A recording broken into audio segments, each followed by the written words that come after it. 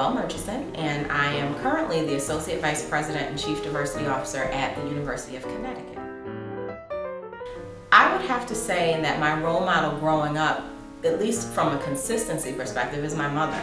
She really epitomizes for me style, grace, leadership, professionalism. And I didn't realize until I was much older that I was literally watching her, and the ways that she carried herself really became a part of the me that I am now as a grown woman. She was a very, very consistent manager, always had a positive word for those who worked for her. She approached challenging conversations with grace. And she always demonstrated as well her commitment to me, not only in how she carried herself professionally, but her involvement in all the organizations that I, as a child, was involved in. And that consistency and dedication, it's never been lost on me. So the concept of parenting and the navigation or the balance of all of the different things that I have available to me is a little bit different than my mom had available. So I do try to emulate at least the responsibility that I have for them, that they understand that I do everything that I do for them. And I want them to see the involvements that I have, the relationships that I value, whether it be with my colleagues, with my friends. I think it's very important for them to see, even outside of our family, very strong, positive role models of men and women, couples and how they relate to one another, and certainly the relationship with my colleagues. I think when you see that people enjoy the work that they do, that it's a passion, that it's a part of who they are, that I think that encourages you as a child to grow up and want to emulate the same kind of things. When people say it takes a village to raise a child, I mean, that is very, very true. And so if it were not for my mother, my significant other in particular, who pick up the slack for when I'm not there, and when you're confident in the capability of the people that you leave your children with, it changes the whole game. So I don't have the worry. I've been very, very fortunate, but I do think that you can have it all.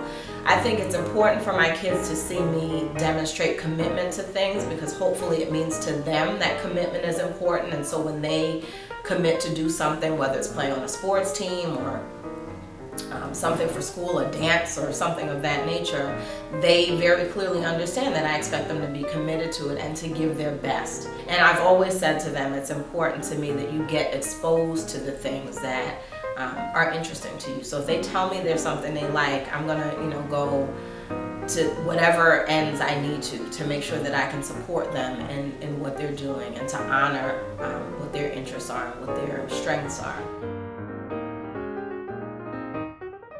When I was younger, when I first moved to Connecticut, I wasn't married, I had no children, and it was really all about me. But I spent so much time in meetings because of the real strong commitment and real responsibility that I had to the different organizations, whether it be my sorority, Delta Sigma Theta, my church, Faith Congregational Church. I think those two probably at the top. And then there are a number of other boards that I serve on as well. The Amistad Center for Art and Culture here in Hartford. Previously I served on Leadership Greater Hartford's board for a long period of time. And then I have two boards outside of Connecticut, Morgan State University Foundation and College Possible, which is a national nonprofit committed to college access.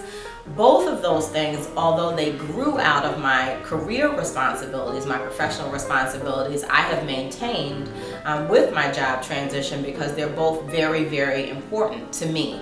I have a real passion around access to college, access to education in particular. I really had to make a lot of hard decisions about the things that were most important to me.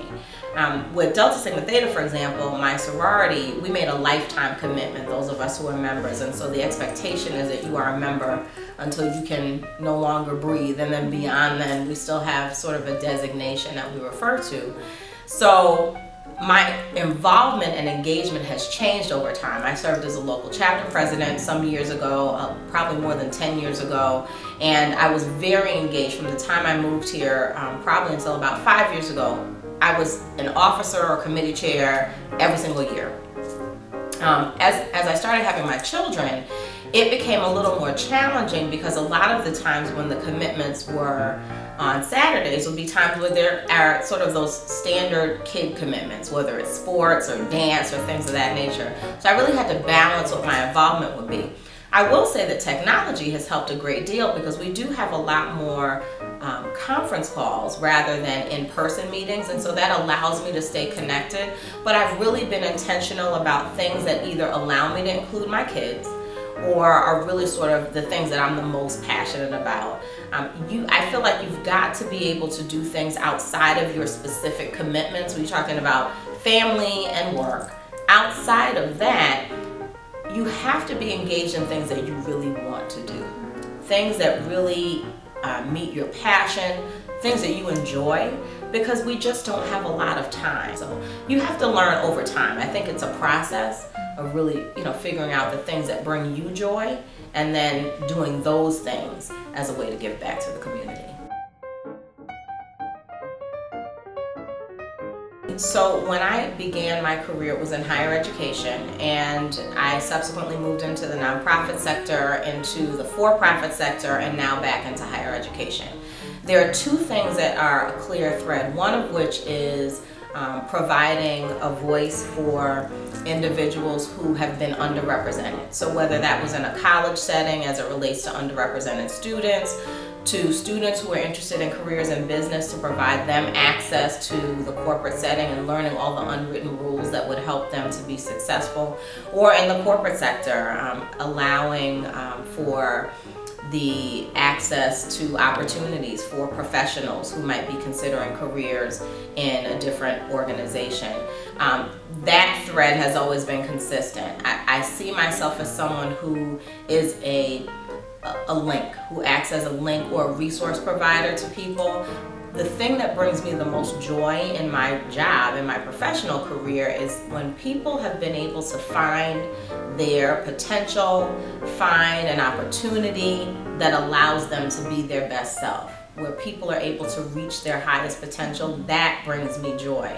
And whether it's college students or high school students that I get a chance to talk to sometime, or experienced professionals, individuals older than I, being able to help inspire individuals to move towards their highest potential by far and away is the best reward I get from what I do. And that thread has been consistent throughout my career. The other piece has really been around diversity, but also the access to opportunity. But I would say in terms of a skill that's been consistent across and helping me to navigate, that would be communication by far and away, whether written, oral, or simply the skill of listening. I think that is one skill that cannot be denied, which once you have been able to develop some level of mastery, it will allow you to be successful in a number of different ways. And I've been very fortunate. I definitely have as a gift the ability to speak. And people ask me oftentimes, how did you develop it? How did you cultivate it? And it really is consistent practice, doing it over and over and over again. But that's the one thing I think that across the board is a skill that's necessary in whatever endeavor you pursue.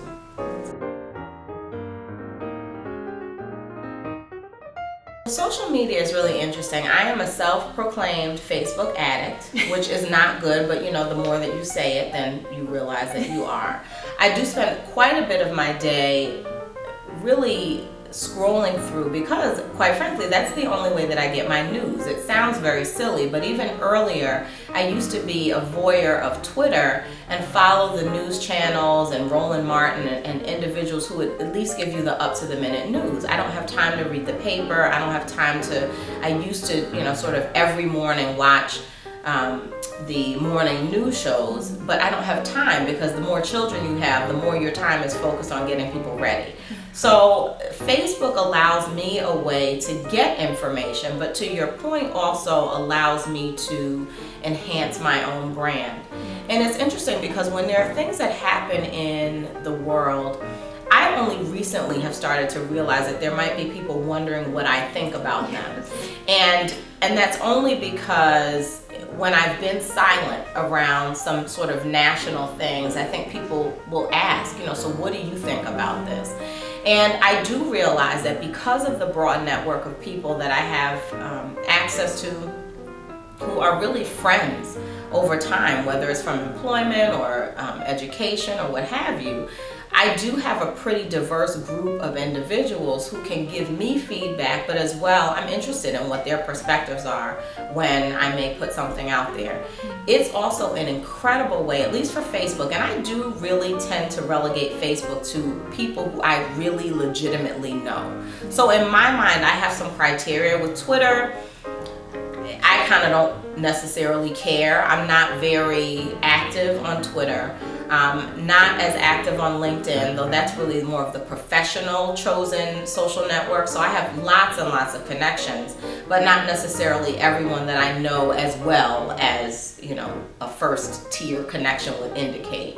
Instagram, I'm a little newer to. I do have a separate profile for my sort of personal versus my brand, which I'm developing, which is execmommy. It's sort of a combination of who I am. So my executive hat, as well as my mommy hat, the two roles that sort of play largest in my life.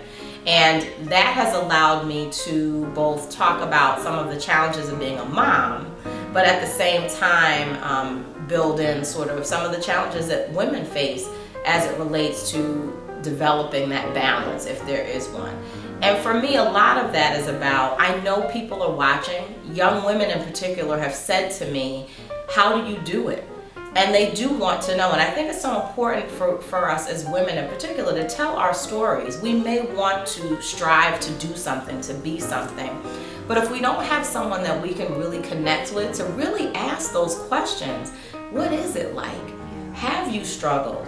Has it always been easy? Tell me what you do to be successful.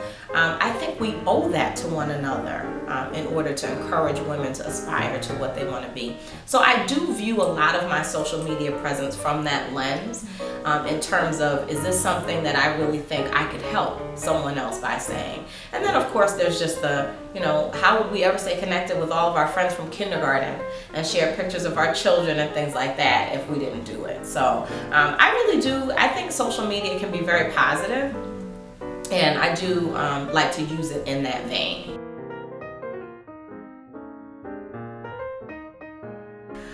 Well, I think my superpower is being able to, it's really being an exec mommy. I mean, it's really being able to function on little sleep, find a way to maintain some self-care for myself. I'm very, very serious about my every 2-week hair appointment and my every 2-week nail appointment. That is my time, and that's important to me. And also, really spending time, loving on my family. So it's how you find that, that right balance in there some way. I think that's the superpower, because people are constantly like, how do you do it? How do you do it? And I'm not sure that I have the best answer. There's no one silver bullet for all of it, but I wake up each day and I think, okay, these are the things I have on the agenda for today. And at the end of the night, when I can rest my head, I generally feel pretty blessed.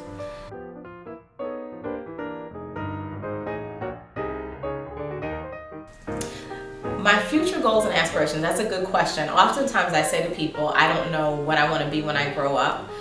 Being back in higher ed now is actually sort of something that came to pass. I didn't even realize I put into the universe a year ago, speaking of Facebook, that on this day feature that they have where your memories from the past come up. Somewhere in the springtime, just after I had accepted the position at UConn, the on this day from last year popped up and indicated where I said in a post, I miss higher ed. I expect one day I'll be back there. Now, and here I am a year later back in higher ed. So I think that's certainly one of the things that was on my list to do, because higher education is not only where I started my career, but just a place where I think there's a lot of opportunity.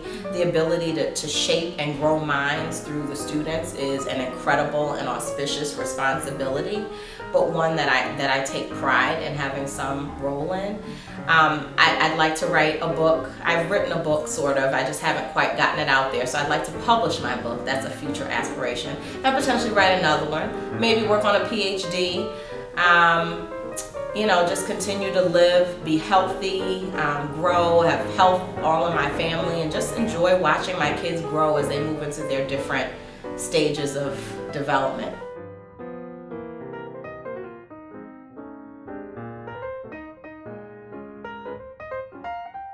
I just think the one thing that I like to say to women who are watching, just today I was speaking and someone said to me, you know how sometimes you just need someone right in that moment? And she said, I needed you today. She said, I felt very stuck and I had no idea that I would come and hear someone talk about the ability to sort of move and do, and if you make a mistake, you pick up and keep moving. And I really appreciated her telling me that, because you really just don't know who you can be for individuals on a given day. I know I started to cry when she said it to me, because it was very, I don't take it lightly, the responsibility that I have to give what we've been put on this earth to do. So I think that to the extent that there's someone out there who believes that they need to hear a word that will help them to keep going, to encourage them to reach for higher levels and that sort of thing, I hope that maybe hearing my story will help them to be inspired.